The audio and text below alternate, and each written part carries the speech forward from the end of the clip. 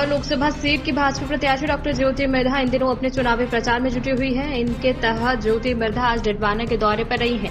उन्होंने किसान विश्राम गृह में आयोजित जनसभा में शिरकत की है। इस सभा में ज्योति मिर्धा का स्वागत किया गया है, जहां कई कांग्रेसी कार्यकर्ताओं ने भाजपा की सदस्यता ग्रहण की है। इस अवसर पर ज्योति मिर्धा ने भाजपा की सदस्यता ग्रहण करने वाले कार्यकर्ताओं को भाजपा का दुपट्टा उठाकर स्वागत किया है। इस दौरान ज्योति मिर्धा ने इस सभा को संबोधित करते हुए कहा कि पहले मैं कांग्रेस से चुनाव लड़कर विपरीत धारा में चल रही थी, लेकिन इस बार मैं भाजपा में हूं और सही दिशा में धारा के साथ चल रही हूं। उन्होंने कहा कि समूचा भारत प्रधानमंत्री नरेंद्र मोदी के साथ चल रहा है और इस बार के चुनाव में भी देश की जनता पीएम मोदी को जिताकर फिर से विश्राम जिताएगी। और इस दौरान आरएलपी सुप्रीमो हनुमान बेनीवाल द्वारा ज्योति मिर्धा पर लगाए जा रहे आरोपों का जवाब देते हुए ज्योति मिर्धा ने कहा कि मेरे खिलाफ झूठा फैलाकर जनता को भ्रमित किया जा रहा है और हनुमान बेनीवाल जैसे लोग राजनीति में अनर्गल बयान देकर इसका फायदा उठाना चाहते हैं। बेनीवाल ने समाज के गणमान्य और नामचीन लोगों को भी नहीं बख्शा और उनके खिलाफ भी अभद्र बयानबाजी की है। समाज के जातिवाद को बढ़ावा दिया है, लेकिन ये जनता सब जानती है। इस बार जनता उनके मंसूबों पर पानी फेर देगी। नागौर हर बार हॉट सीट में काउंट किया जाता रहा है, लेकिन इस बार का चुनाव भी है जो टफ माना जा रहा है। काफी मतलब बता रहे हैं कि काफी ऊर्जा इसमें लगने वाली है। देखिए, किसी भी चुनाव को हल्के में तो लेना नहीं चाहिए, पर मुझे नहीं लगता कि इस तरीके की कोई चुनौती है यहाँ पर, क्योंकि कांग्रेस ने पहले ही अपना कंसीड कर दिया है और यहाँ पर ये सीट गठबंधन के लिए छोड़ दी है। तो उससे अपने आप में पता चलता है कि कहीं ना कहीं कमजोरी है, इसीलिए दो पार्टियां साथ में मिलकर के और चुनाव लड़ रही हैं यहाँ पर।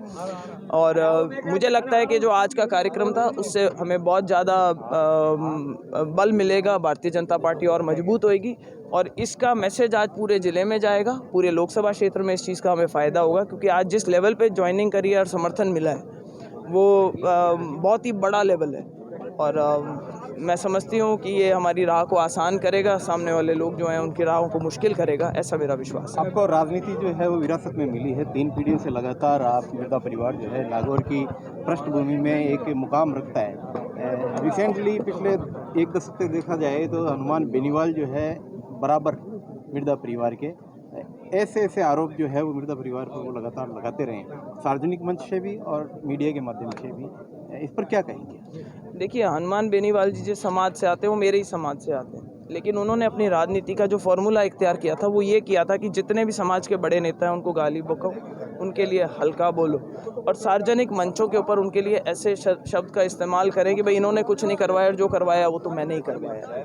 वो अब जो धारणा है वो लोगों के मन में अब एक सही बात पता चल गई, उनको आइडिया लग गया है कि ये जो बात करते हैं वो झूठ कहते हैं और वो मतलब लगातार एक के बाद एक बड़ी बड़ी बातों में झूठ बोलते रहते हैं। आप देखिए कि समाज के अगर कोई भी नेता किसी भी पार्टी से थे तो उन्होंने उनको हराने का ही प्रयास किया, समाज को आगे बढ़ाने की कोई बात नहीं करी। आज अगर समाज की बात करें तो उसके अंदर जो एक तरीके का कट्टरवाद लेकर के आए वो हनुमान बेनीवाल जी लेकर के आए, जिसकी वजह से समाज में आपस में कोई भी जो भाईचारा है वो ख़त्म होने की कगार पर आ रखा है। मैं समझती हूँ कि नागौर के अंदर हमेशा सभी समाज के लोग एक साथ बड़े अच्छे से आपसी सौहार्द के साथ में रहें और उनकी वजह से ये एक नेगेटिव टाइप की राजनीति शुरू हुई है, राजनीति जो जैसी होनी नहीं चाहिए, जो आटे निकालने वाली राजनीति हुई है कुछ भी। और हमारा जो युवा है उसको मैं समझती हूँ कि हनुमान बेनीवाल जी ने जो दिशा दिखाई है वो किसी भी समाज के लिए अच्छी बात नहीं है। आज बड़े लोग जो बड़े बुजुर्ग हैं वो समझ चुके हैं इस चीज़ को और वो चाहते हैं कि उनका युवा सुधरा हुआ रहे, तो इसीलिए वो करेक्टिव मेजर लेते हैं और जहाँ कहीं गांव में जाते हैं कहते हैं कि मगा छोरा बिगड़ गया, मैं चाहूँगा कि मैं सही रास्ता पर। पिछले चुनाव की अगर बात करें तो अब भूमिकाएं बदल गई है, लेकिन चेहरे वही हैं। आप पिछली बार कांग्रेस में थी, आप बीजेपी में हैं, जबकि हनुमान बेनीवाल अब कांग्रेस के साथ हैं, वो पिछली बार बीजेपी में थे। कितना मतदाता इससे प्रभावित होगा, क्योंकि भूमिकाएं बदल गई लेकिन चेहरे वही हैं? देखिए, पिछली बार और उससे पिछली बार दोनों बार मोदी जी की लहर थी, ये हमने जो नतीजे जब आए सबने देखा था। हम धारा के विपरीत बह रहे थे, फिर भी लोगों का इतना समर्थन था कि जो वोट की जो एब्सोल्यूट वोट की संख्या थी वो मुझे ज़्यादा ही हुई थी हर बार, चाहे 2009 के बाद 14 और उसके बाद 19 में हो।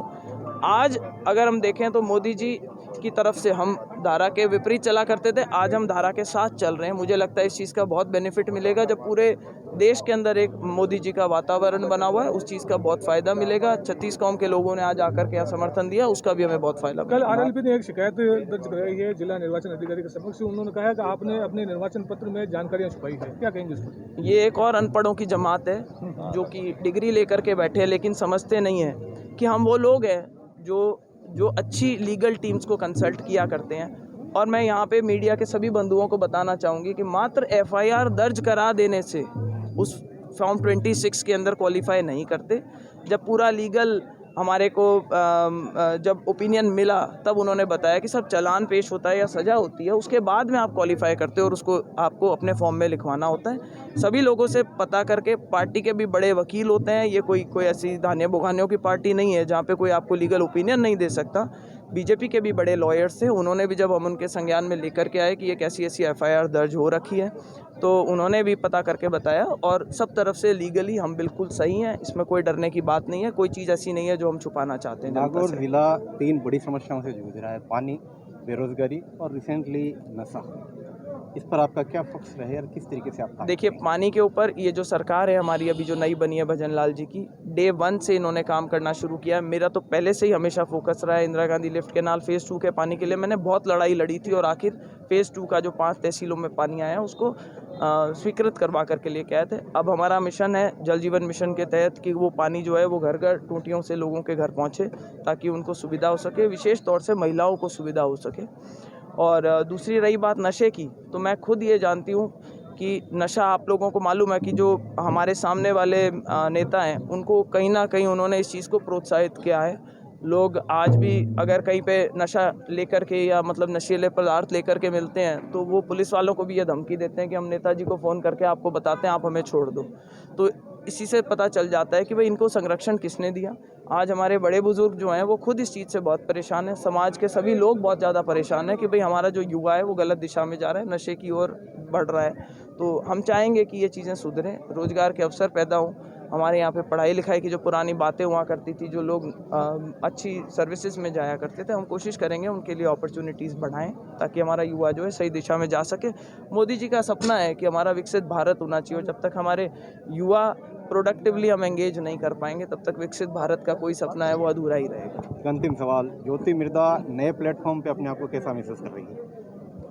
मैं काफ़ी सहज महसूस करती हूँ। मुझे नहीं लगता कि इसमें कुछ भी ऐसा नया है, लोग सारे वही हैं और जो पार्टी का हमारे को जिसको कार्डर बेस्ड पार्टी है तो वो एक एडिड एडवांटेज है। तो मेरा काम आसान करने के लिए भारतीय जनता पार्टी के पास में एक बहुत मजबूत स्ट्रक्चर है, बड़े नेता हैं, डिसाइसिव लीडरशिप है, जो कि अपने आप में बहुत बड़े एडवांटेजेस होते हैं राजनीति में कि अगर आपकी टॉप लीडरशिप डिसाइसिव हो और अगर उनको सिर्फ देश में नहीं दुनिया में भी माना जाता है तो मुझे लगता है ये हर एक नेता के लिए एक पॉजिटिव होता है। और जो हमारे साथ वाले लोग थे, जो लेगेसी हम लेकर के चल रहे हैं, जो परिवार के साथ जुड़े हुए लोग थे, वो सारे आज साथ चल रहे हैं। तो ये मैं कहूँगी कि 1 और 1 11 जैसा माहौल आज की तारीख में बनने जा रहा है। ना बहुत बहुत शुक्रिया मीडिया से। मैडम